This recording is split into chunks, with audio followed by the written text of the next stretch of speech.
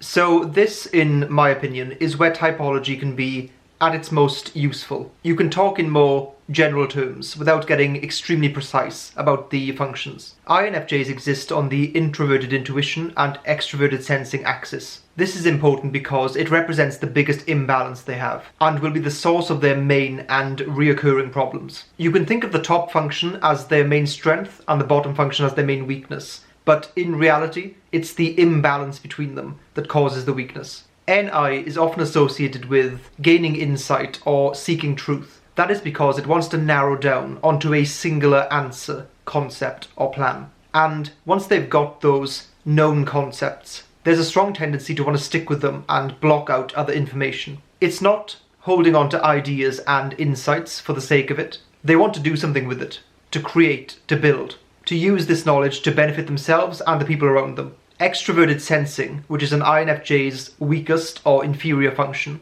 is completely different. It involves taking in information, often in the sensory realm, although it isn't limited to that. It loves new experiences, having to move and adapt and react in real time. It's about embracing the immediacy of the moment. So NI looks at situations in the past and the present and tries to figure out what concepts underlying them connect them together.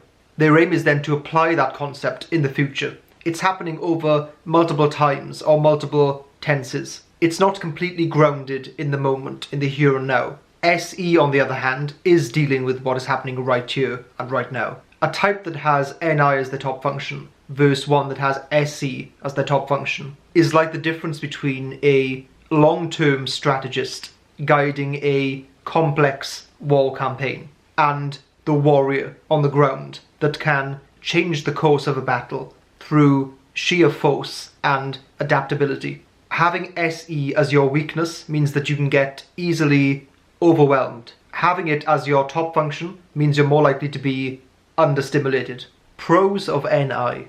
Indecisiveness is a dangerous thing, and in modern day life there seems to be endless options to choose from, with no obvious way to decide on which direction is best. NI tends to force decisions to happen because of its need for a conclusion or closure. So whereas other types will find it difficult to decide on a settled course of action and then follow it through, this won't be an issue for INFJs, or I should say it won't be as much of an issue. Making a decision and sticking with it is a very powerful tool and trait, especially when it's increasingly easy to be overwhelmed with options, problems.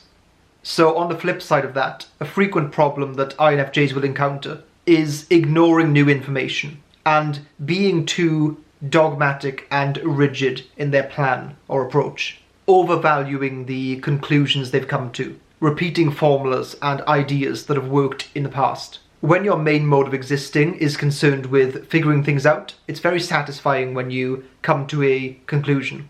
And if you're not careful, it's very tempting to just hold on to them dearly, those ideas and concepts that have served you so well in the past. There's a piece of advice, or maybe it's a proverb or something, that says, "Do not fight the last war," meaning don't bring the same strategy that won you the last war to this one, because the consequences could be deadly.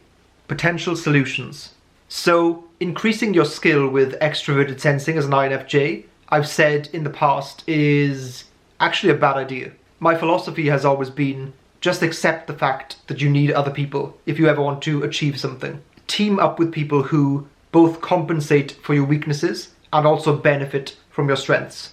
Better to have a well-rounded team of extreme people than a team of well-rounded people. But I guess very aptly, I'm going to try a new approach and theorise on how an INFJ could improve their SE. Firstly, you're going to want to start slowly. You're not going to turn into a living in the moment, ultra-adaptable, reactive improviser straight away. Not because you can't, but simply because you won't enjoy it. And it will prevent you from using your main strength. Controlled chaos. So you can schedule chaotic events.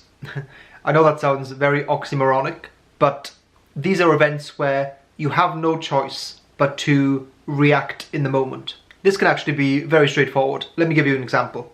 Let's say you have a social event upcoming. Very theoretical, I know. As an NI dominant type, you're going to look forward and start simulating what could happen in this event. Who's going to be there? What do I know about anyone there?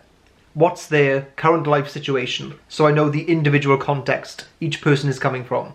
What are the social dynamics between the people there? Who has history with who? Where should I steer the conversation with each person? Predicting lines people will say and having seemingly spontaneous responses ready. Stop. Don't do any of that. Just go. Obviously, there's a reason you do it. It's very useful and it helps you have better interactions with people and give them better experiences. However, because you enter these situations with so many preconceived notions, however accurate they may be, you are fundamentally limiting the possible interactions you can have. You are taking away the joy of the spontaneous and the unexpected. Extraverted sensing, so the weakest function of an INFJ, simply takes what it has in front of it and deals with that, moment by moment, one interaction at a time. It milks the moment for all the value that it has. So schedule in events or activities, ones that don't require you to plan, ones that just require you to turn up. Then turn up. So why am I not recommending quitting your job and traveling the world, hustling and busking to survive? I mean, that sounds quite cool, but the point is you actually want to spend most of your time doing the thing that you're good at, building and planning. You want to build and improve your weaknesses gradually and not rearrange your entire life around them. But why? You might be thinking, what is the actual benefit from adopting the stereotypical extroverted sensing way to approach life? Well, when you look back over the course of your life so far, people tend to do a few things. We tie a narrative through it to explain the events in the form of a story. Also, we give ourselves retrospective agency. In reality, our lives have pivoted on events that are entirely random and far beyond being predictable. Rather than being the architect of your life and controlling the direction, you spent a lot of time reacting to events that are fundamentally out of your control. It's only in looking back that we tie it up with a neat bow and a storyline to connect these events together. So I don't know about the statistics on how common each type is, since the data seems a little bit dodgy, but it wouldn't be surprising to me if we could one day test people accurately that NI-DOMs, like INFJs, did indeed turn out to be the rarest personalities, simply because NI is such a strange way to approach life. It's a constant struggle against chaos and randomness, whereas an SE approach to life is in many ways much more natural. You roll with the punches. You flow with life rather than constantly smash up against it. Enjoy stuff. Other fairly simple things you could do as an SE inferior type is simply to indulge or add as much sensory pleasure to your life as possible. I said indulge and not binge. After all, living in the moment is much easier to do when the moment is physically enjoyable. Whether you're a foodie or you love exercise, whatever it is, make sure those things are easily accessible to you and available to you whenever you want to randomly do it.